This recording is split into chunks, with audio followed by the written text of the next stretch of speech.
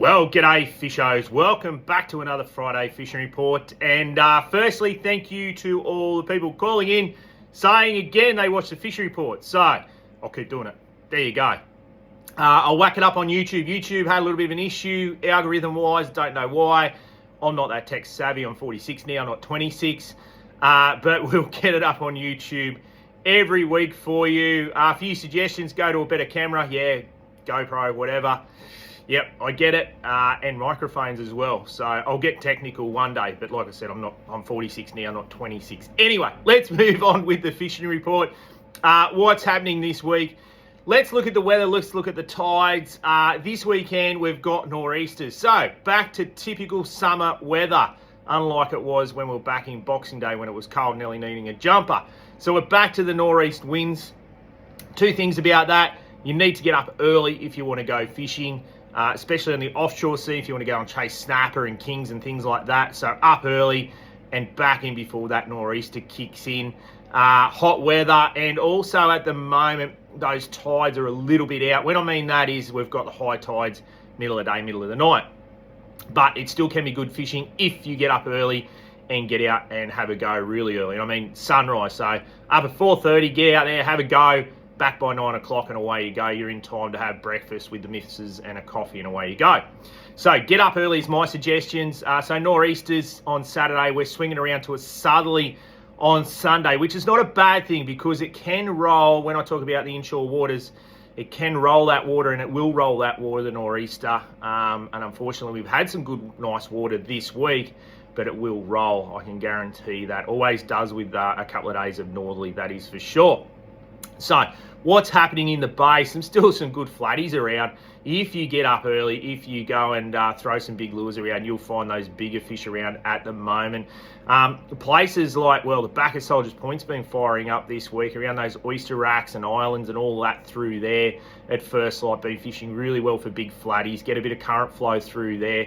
Same to the entrance around Lemon Tree, places like that. It's been some really nice flatties caught up that part of the woods this week. And then moving back further down the bay, if you're land-based, around Wanda Headland, Corlette, places like that, there's been some good flatties. And if you get up early, you can fish Nelson Bay Beach through to Little Beach. You will find some good flatties down through that neck of the woods, even Shoal Bay at the moment as well. Before you get all the swimmers that sort of bother the flatties and spook them away. So, and you don't want to hook a swimmer either. So get up early before the swimmers, get into the action, and away you go. You will find some good flatties around if you put the time in, that is for sure. So worth a shot still on the flatties. Lots of whiting around in the bay now. Plenty of reports coming in from Shoal Bay if you want to bait fish through there. Likewise, Little Beach and then Nelson Bay Beach as well.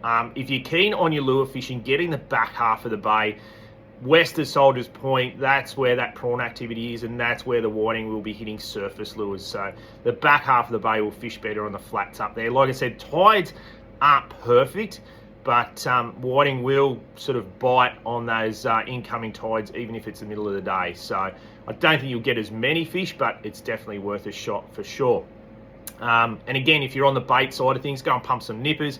We do have worms in stock, frozen stock of worms. Live worms have been pretty hard to get this year, unfortunately, but frozen worms will do the trick if you fish a light leader and a light sinker. So no size 10 bull sinkers and cast in New Zealand, because you'll cast over the whiting. So just make sure you fish really light for those whiting, that is for sure. Same with Roywood Reserve. There has been some good whiting down in that part, especially last week when we had those earlier tides. So worth a shot through there at the moment. If you're boat based, well, get on the flats, either up towards Tarlee, towards the entrance of the Karua system, up towards Taylor's Beach, towards Fennigan's Island, some really nice flats through there that hold really good sand whiting. And you can get up towards around that Pindima area as well, some good whiting up through those flats. So if you're in the boat, the options are endless. It's just the tide that will make it a little bit more difficult with the wind at the moment. Mulloway in the bay, some really nice mulloway caught this week.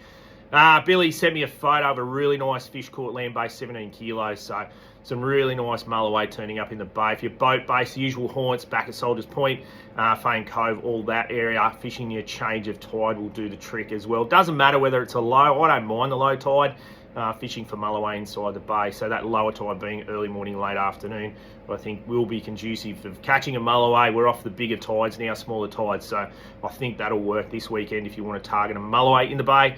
There were a few bonito in the bay, a little bit hard to find, just with those bigger tides. Lots of small chopper tailor in the bay as well. Few squid turning up in Shoal Bay, which is good to see. So some nice squid around in Shoalie at the moment. So that's the bay in a nutshell. On the beaches now. Beaches have been hindered by a little bit of redweed at the moment, especially fingal, but if you walk up to the spit, you should get away from it. Hopefully that southerly does a little bit, although it's only really 1 to 2 days of southerly, so I don't think it'll have enough kick to move the redweed on. So it's just a matter of looking on the beaches and fighting a gutter without redweed. I know Barooby's fishing pretty well with whiting. Once we get that southerly through, the northerlies make it pretty flat down there, but there are some good gutters starting from about 4 k's down, moving down the beach. But take a ticket if you want to fish a gutter, or like I said, get up early. There is lots of activity down those beaches at the moment. So you find a little quiet pocket, find a little gutter, you should do pretty well on some whiting at the moment. Now off the rocks, plenty of bonito, plenty of tailor. You can spin those up at first light. Boxy, the southern end of Boxy is fishing well for bonito and tailor. A few rat kings there as well. Likewise with the top of Fingal, you can have a spin off there at the moment as well. Again, plenty of rat kings. Reports when we move to offshore is there's rat kings everywhere around the islands and the points, so worth a shot there. Same with One Point, although the nor'easter will hound One Point a little bit down that way as well. If you're going to fish for other species, I think it might be worth having a fish for a snapper at the moment, throwing some baits in the washes unweighted, especially those low light periods. I think you'll do pretty well. But as far as that is concerned, that's sort of about the rock reports I've had this week. A little bit sort of slow. There hasn't been much swell, so a little bit slow on the rocks this week. Now, moving on the offshore scene. So really good fish caught this week. Smithy sent me a photo, 81 centimetre snapper in the shallow, so really nice fish on a soft plastic. So there's still some good reds around, even though that water is climbing. I think one report had it at sort of nearly 23 degrees this week, so it won't be far away before we see some inshore black marlin activity, although the nor'easter is going to roll it, I reckon, in the next 2 days. So some good water pushing in. We'll see what happens. Plenty of bait around the inshore reefs, which is good to see. Now, moving on, like I said, the kingy activity has been lots of rat kingies, but some good ones mixed in amongst them. You just got to try and stop them. Look, you can go and stick bait for them, which will work if you want to put the effort in. But if you want a live bait, big live slimies, and like I mentioned before, live bonito, people sort of look at me live bonito, but the size of the bonito around at the moment are about the size of the slimies, but big kings love live bonito. You just got to be patient. If you've got tubes, tuner tubes, that'll be the ticket on those kings at the moment. You don't need a downrigger. Most of our big kings in Port Stephens, shallow water. Think shallow, you just got to try and stop them. So some good kings around at the moment. Water's pretty clear as well. So get amongst the kings. Like I said, snapper's still around. Good tide changes early and late, although the early's going to be better before that nor'easter.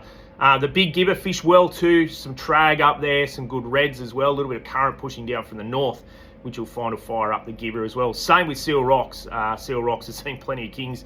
I know some blokes fishing for snapper on soft plastics up there getting harassed by big kings, following up their kilo snapper and trying to eat them. So word is on the street, kings are about. Now, further down the islands, which will be fishing good, I think, early morning. Big Island, Little Island, worth a shot for a snapper. There's plenty of bonito around if you want to go for a troll, especially the kids. Troll up some bonito. Front of Fingal's holding some good kings as well. Lots of rats, but like I said, get the live baits out and you'll find those bigger fish there. If you want to fish further south, down around Boat Harbour, fish those bommies down there, I think it'd be worth setting a burley trail, first light, throwing some unweighted baits out for a few reds down that way. On the fad, yep, been dolphin fisher on the fad.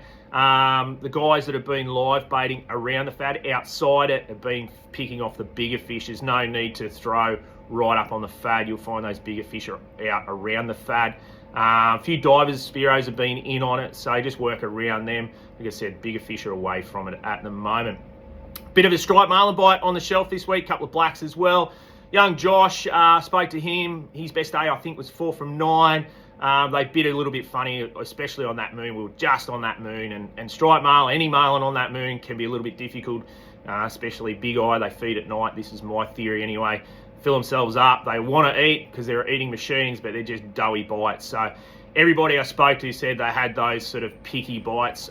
So when we get off the back of the moon, it should start to get better.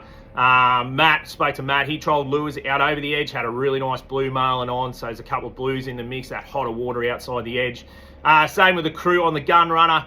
Switched a couple of fish, also had a really nice bite out of a blue marlin. So it's all starting to happen out there on the edge of the shelf. Got to mention Sonny went out with Chad, got his first striped marlin. We rigged up one of those new Moy's Ono bullets. He managed his first striped marlin. So those Ono bullets have been a real killer on the stripe, especially as a long rigger or shotgun. They just mosey on out there and they just, stripes just pick at them. So there you go. Anyway, that's the fishing report this week. Open every day, come in store. We've got some pretty cool baits in. We've got some local bonito, sourigars, some squid, some garies. We've got all some good bait. There you go. Get in store now.